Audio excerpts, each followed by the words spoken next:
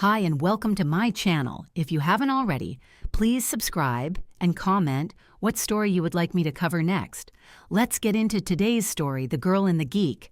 He's stunned, and he drops the toilet paper he is holding. When did she manage to come in? He says he waited all day for her yesterday, so why is she here now?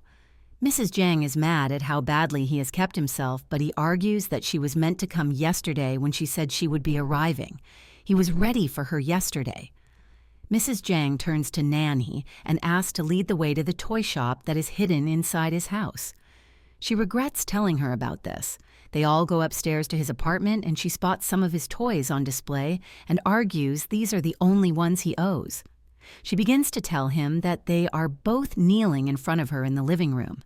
As the director moves, the picture falls out of his pocket. Nanny picks it up and looks at it. Nanny's legs are going numb, and she picks herself up off the floor and begins leaving as she doesn't think she should be part of this conversation. But before she can get out the door, the woman says, "If you know no ladies, then what about her pointing back to Nanhy?" The director just explains that she's a middle-aged woman and not a miss. Nanhy gets annoyed and corrects him. She is a miss. The mother then begins interrogating her about her family and whether her parents' jobs are secure. The director tries to stop this, but even though she's single, it's not to his taste, so he leaves her alone. The director gets annoyed and tries pushing his mom out of his house before she can leave. She still shouts back at her son to dress well for all the dates and asks if the cleaning lady is just a cleaning lady and if there's nothing more there. The director continues to push her out the door, saying, I know, and closes the door. Nanhy grows him, saying she also doesn't care if he's married or single, but her phone then pings, it's a game request. He asked if she plays the game. She said no. She just downloaded it because of a friend. She doesn't play those silly games as she runs away from his building. She is speechless.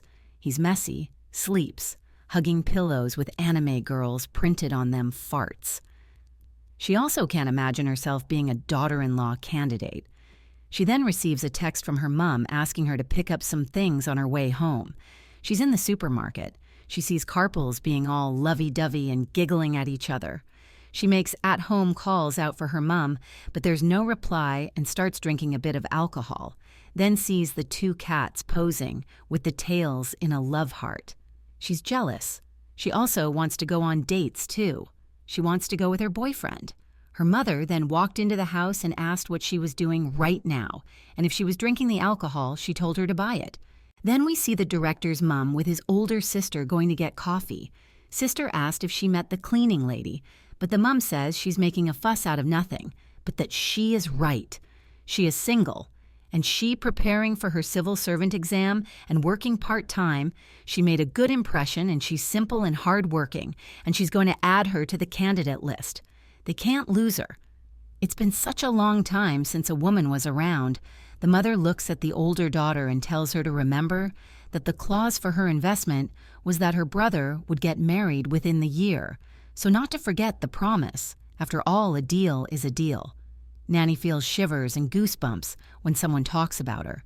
She then looks at the picture again of her prince and puts it by the side, and this motivates her to keep studying her, then burst into the room asking for her to send her stars. Hi, Mom. What she's doing? She says nothing, and just to leave her alone, but her mom is sure she's hiding something since earlier. She says she's not. She's just depressed. Her phone then goes off. Her mom asks if she's playing the game too, and she says no, she doesn't. She knows she doesn't like those games. She just downloaded it to send her mother stars. But her mother simply says that the whole is playing the game, and she won't tell her off if she relaxes by playing a game from time to time. And this is a better attitude than drinking in the middle of the day. She looks like she has no friends to play the game with. It's been 6 years she's unemployed. She cut all contact with her friends. She recognizes the name of the company that makes this game is the one she cleans, for we go back to the director, who is still in the office. It's already past 5 a.m. He's complaining his joints hurt. Both colleagues need to wash and wipe themselves up. They begin discussing the game while they get ready for the morning. How many downloads did they get last year? 25 million, nearly the whole nation was playing the other colleagues. Why the director is asking this? He was just bothered a little bit, as then it's revealed he takes off his glasses, he washes his face, the director is Prince Charming, his colleague is starstruck. Colleagues start flattering, but the director just complains that he needs to take a shower. His hair is greasy. The colleague is so shocked that he starts to wash out his eyes.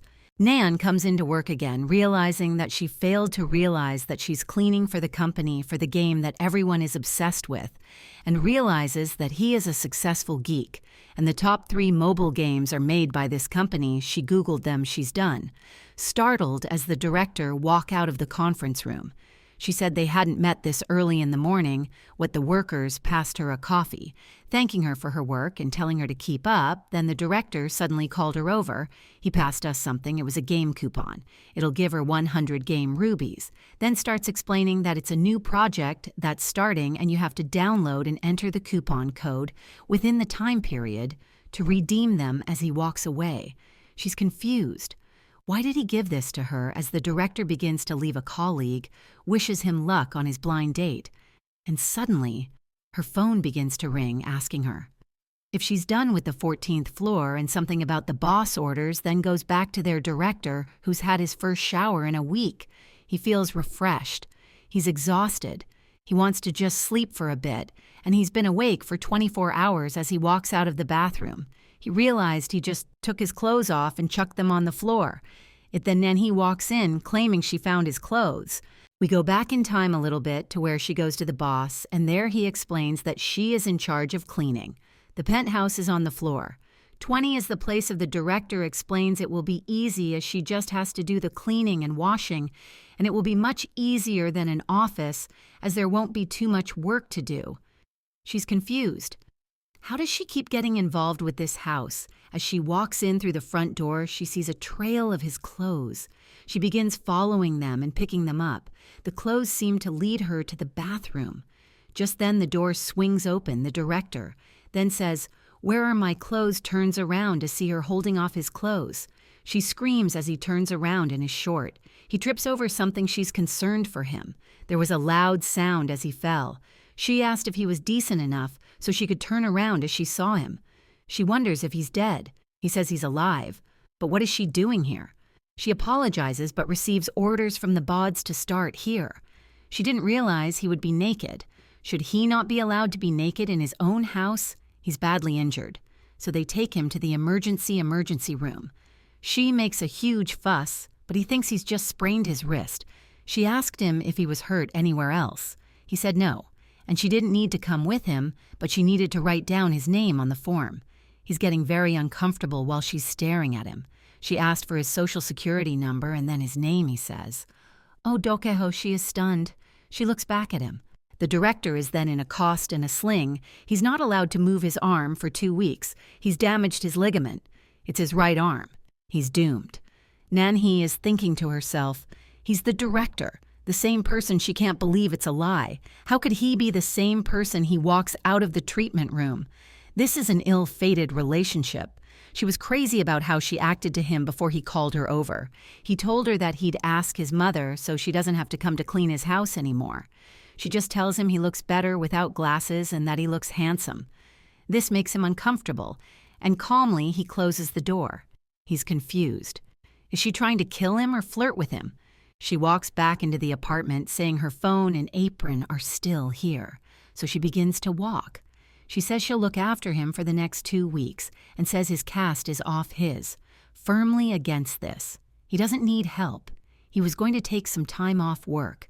Then his mother begins to call. She's heard that he's hurt himself. She hopes he's not faking it to get out of blind dates, and as he's not faking it, she's going to stay around his house to help him for the next few days trying to get out of the situation. He claims he has someone to take care of him for the next few days, so she doesn't have to come to the mother than us, who he then glances over to Nanhee. He then asked her to work until 6 p.m. until his car was still off. He looks desperate. She's in bed now, slightly blushing. She's so nervous she can hardly sleep. She can't stop thinking about him. Does he work out a bit? He had solid muscles and firmness, but from behind, her face is gone completely red. What is she doing? Why is she thinking about him like that? She doesn't want to recall it. It's 10 a.m. She goes to wake him up. He's startled. He's confused why she's here, but he has to eat breakfast and take his medicine, so she just tells him to hurry up and wash up. He's so surprised she's disgusted. How did he become a troll again overnight? He had a bugger and spit stains. She must have gone nuts yesterday. Shai made him a good breakfast and gave him a spoon and fork since it will be easier than chopsticks. She didn't prepare much, but told them to enjoy the meal. The director just thinks it's been a while since he had a home-cooked meal. She's so sad. She can't believe he came out of his room without even showering. How could the prince be him? She then asked him about his facial hair and how it grows back so quickly, and he says if he shaves it in the morning, it'll be back by afternoon. He's pretty hairy.